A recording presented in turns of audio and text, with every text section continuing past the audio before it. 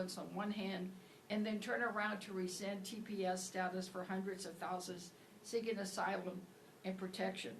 TPS status was fought for and established to offer relief to Venezuela's severe political, economic, and humanitarian crisis. And these people did the right thing. They followed the rules, then this administration turned their back on them. If they ever needed TPS, they need it now. We need to restore TPS for Venezuelans.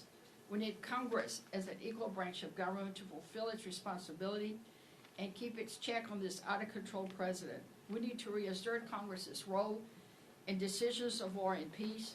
I applaud the Senate's advancement of a war powers resolution. We need more Republicans to do the right thing. This out-of-control administration owes the American people answers, accountability, and the Constitution deserves respect. Again, it's all about where is this really going. Thank you, and now I yield to Congressman Soto from Florida. Thank you, Sylvia.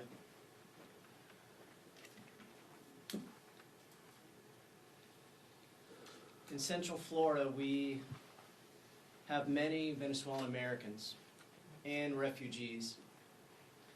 Central Floridians celebrated together when Maduro was captured.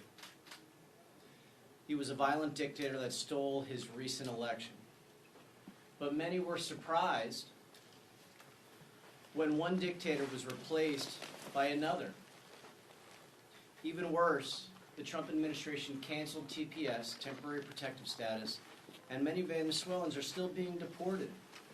The administration talked about asylum, yet they're deporting people from the courthouse and not respecting asylum claims. We oppose further military action without congressional authorization. You'll hear that throughout from all the CHC. The current U.S. oil embargo must be used to ensure free and fair elections as soon as possible. Congress must continue to put pressure on the administration towards this goal. The Hispanic Caucus stands in solidarity with the Venezuelan people, and we will work towards a free Venezuela once again. Brevemente en español. En mi distrito, en Florida Central, nosotros tenemos muchos americanos de herencia venezolana y refugiados. Nosotros celebramos juntos cuando Maduro estuvo capturado. Él era un dictador violento quien robó su elección. Pero muchos de nosotros estuvimos sorprendidos cuando un dictador estuvo reemplazado a un otro. Más peor, la administración de Trump canceló TPS y muchos venezolanos todavía están deportados. Nosotros estamos en oposición a otra acción militares sin autoridad de Congreso. Y este embargo de petróleo de Estados Unidos necesita estar usado para asegurar una elección libre y justo pronto a posible. Y el Congreso necesita continuar para hacer presión a esta administración para este logro. El caucus hispano está en el lado y en solidaridad con el pueblo de Venezuela, y nosotros vamos a continuar trabajando para un Venezuela libre. Gracias. Good morning. I want to thank the chairman and all my colleagues on CHC for bringing us here today and the work that we've done on Venezuela to put this policy together. I want to join my colleagues in saying that we can keep a couple of truths separate. Nicolas Maduro was a brutal dictator. We have an extremely capable and talented military intelligence community. We want to see a democratic path for the people of Venezuela. Those things can all be true, but we have to look at what this administration has done. They set up this military action first by talking about narco-terrorism. That's no longer part of the conversation. Second, they've now made it clear that this is about oil extraction in Venezuela. And for the future of Venezuela, well, today at the White House, oil executives are going to be meeting with the president to discuss Venezuela's future. Not pro-democracy leaders, not the families of political prisoners, not faith leaders from Venezuela who are very vested and concerned about what the future of Venezuela looks like. Oil executives from the United States who will be working with the Maduro regime. So simply because we've extracted Maduro clearly does not mean that the United States government, our president, our Secretary of State, our Secretary of Energy are not working with the Maduro regime, the same brutal set of leaders who have oppressed the Venezuelan people for far too long. So when they say that we are going to govern Venezuela, that is a very difficult and problematic proposition.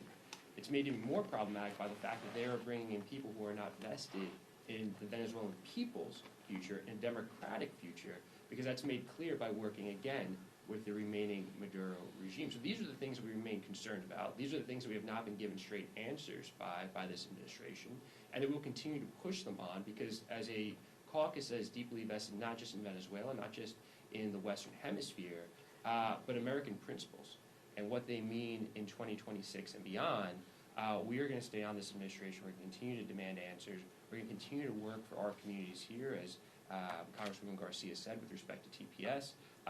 There is a lot of work to do. We're going to do that work together, and I'm proud that the CHC is leading that effort. With that, I'd like to call my good friend, colleague, Gilles Cisneros. Thank you, Rob. I am Congressman Gil Cisneros. I represent California's 31st District in the San Gabriel Valley of California.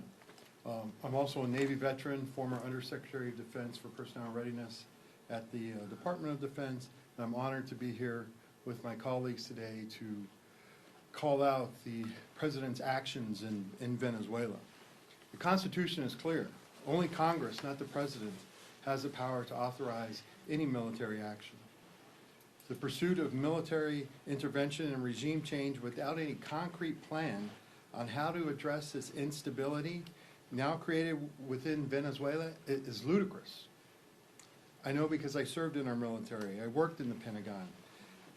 This is not how America prioritizes its national security. Our service members are not pawns to be played with so Trump can get his hands on Venezuelan oil. Let's be honest, that is really what this action has been about from the beginning. This whole time, it's been about oil. Hell, Trump even gave his oil crony friends a heads up to this action before he even talked to members of Congress. Again, Trump is showing the American people that this is not about keeping the American people safe or combating drug traffickers. If it was, he wouldn't pardon one convicted drug trafficker while capturing another. The American people deserve transparency.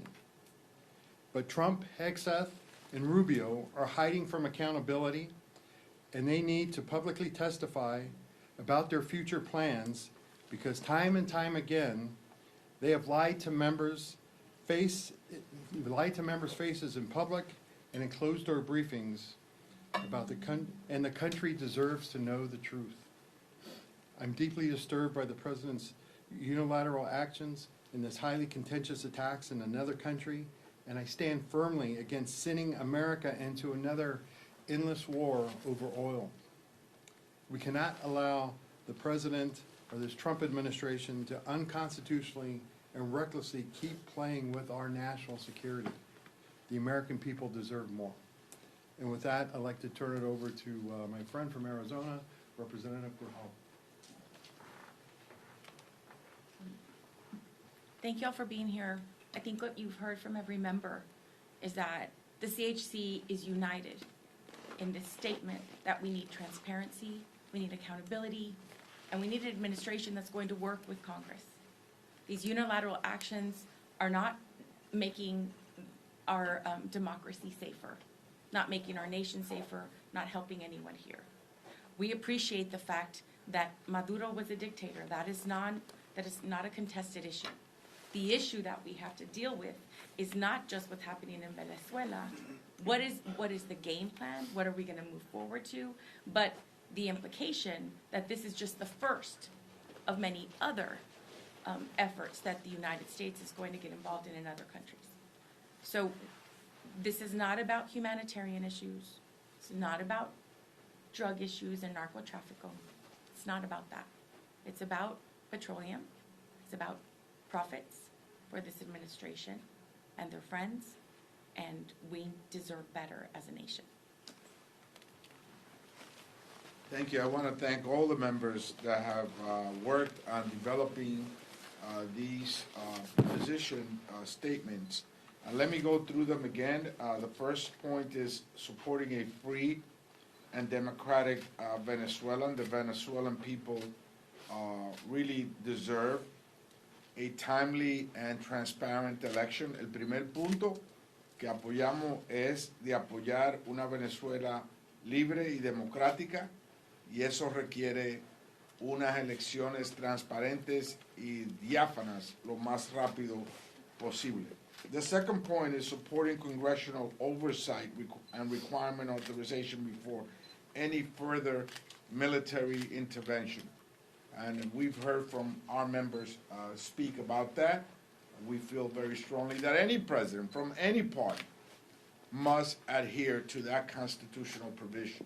Nosotros, el segundo punto es apoyar y asegurar que la autorización de cualquier acción militar de cualquier presidente, no obstante el partido, venga a través del Congreso como está estipulado en el artículo número 1 de nuestra Constitución.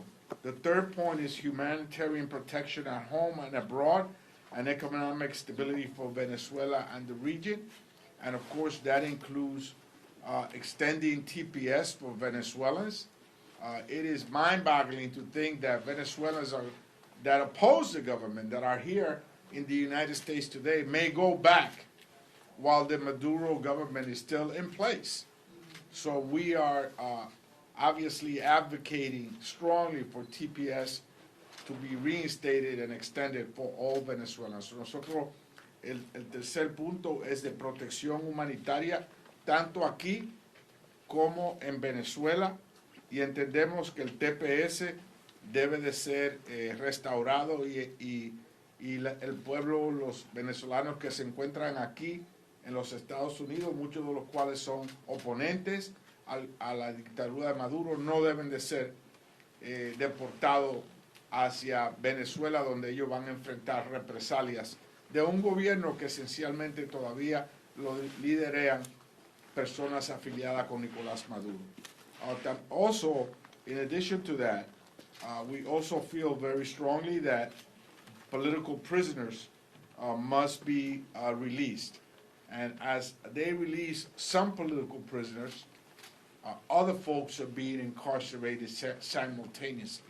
So we want to make sure that the great number of political prisoners that are in jail, including people, civil society leaders, and people from journalists and others, are released as quickly as possible. Nosotros queremos que los presos políticos, muchos de los cuales son líderes de la sociedad civil y periodistas, sean naturalmente estén en libertad lo más rápido posible. The fourth point is a democratic transition led by the Venezuelan people. We know that this cannot happen and for it to be legitimate unless the Venezuelan people are invested in this effort to go back, have a free and fair election, and be part of a transformational process, a democratic process. And finally, we want to, the fifth point is guardrails on the exploitation and respect for sovereign nations. We know that the president is threatening Colombia and Mexico and other countries, and we know firsthand that that should not happen, and there should be no military action against these nations unless the president comes before the U.S. Congress. Nosotros sabemos de que hay amenazas en contra de la soberanía de países como Colombia y México, y nada de esto puede suceder y debe suceder sin que el presidente venga aquí al Congreso como lo estipula la Constitución de la Nación. Thank you. Any questions? Yes? I have two questions. The first one is, since the strike on January 3rd, have you heard from any of your Republican colleagues about concerns that they have around this? And then for Congressman Castro specifically, and the rest as well, so the Senate advanced a war powers resolution. It had failed in the past. This time it's moving forward for a final vote. Do you expect to have a growing number of Republicans supporting it this time around beyond the ones who have already signed on, like Massey and Bacon and Green, but she's no longer here? We'll take the last question first, and we'll ask the Sure, Congressman. yeah. Sure, so I guess about a month ago, a little bit more than a month ago, I was a part of filing our resolution in the House, our War Powers resolution, to stop any hostilities with Venezuela unless the president came to Congress to get permission. It was myself, Jim McGovern, and Thomas Massey. That's been refiled now, so it won't be ripe for a bit, till about January 22nd or so, I think. To answer your question, I hope and I believe I've had some promising conversations that will have full Democratic support this time. And then secondly, with respect to Republicans, look, privately in conversations I think that I've had and others have had with our Republican colleagues, there has been real concern, deep concern. And you saw some of that expressed yesterday in the Senate when they took their vote on their War Powers resolution. And so, we're working on it, and we hope that we can grow Republican support. But we also believe that if we can get all of our Democrats, given the composition of the Congress right now, because we only lost by 2 votes last time, that we can actually win this vote. I think he answered both questions, right? I had a question, not quite on foreign policy, but more related to domestic events. In light of what's happened in Minneapolis, does the CHC believe that there should be restrictions added into the DHS funding bill when that comes up? We're certainly concerned not just with the practices of ICE, the fact that many ICE agents conduct their enforcement activities masked. And when you're masked, you have no name, you're anonymous. And so this is troubling to us, that law enforcement, in this case ICE, knocks on someone's door while they're masked and their identity is anonymous. We feel that this is a practice that not only is troubling, but that it will also contribute to a growing distrust between law enforcement in general and our population. You don't see our local police departments act in that fashion. And so we're concerned about that. We're also concerned about sensitive locations, which means that ICE agents could raid a church, synagogue, a temple, that ICE agents could conduct aggressive activities around a schoolyard. We're concerned about that as a practice. In fact, the past administration had the body camera pilot project for Border Patrol, which protects not just civilians, but the law enforcement themselves from any false accusation. Everything will be recorded. Any interaction between law enforcement and the public will be recorded by a body camera. And so these are some of the reforms that we propose and we advocate for regarding ICE. But this last rash of violent behavior that led to the vile killing of a woman, a 37-year-old woman in Minnesota, and others across the country is totally unacceptable. I was of the belief that perhaps we could reform ICE. Now I am of the belief that it has to be dismantled as an entity. It is part of its sort of like culture. This unaccounted for violence is part of its culture. And so we must dismantle it and build it from the ground up again. I don't know if my colleagues want to weigh in. Any other questions? Otra pregunta? Going once, going twice? Thank you. Thank you so much. Gracias.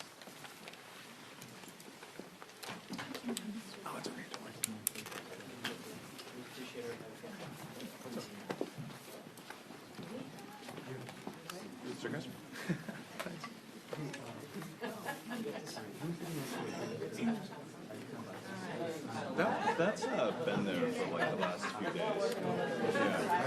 Yeah. What's up? How are you? Do you want time? I'm sorry? You want one-on-one time with any of them? Good for now, yeah. Thank you though.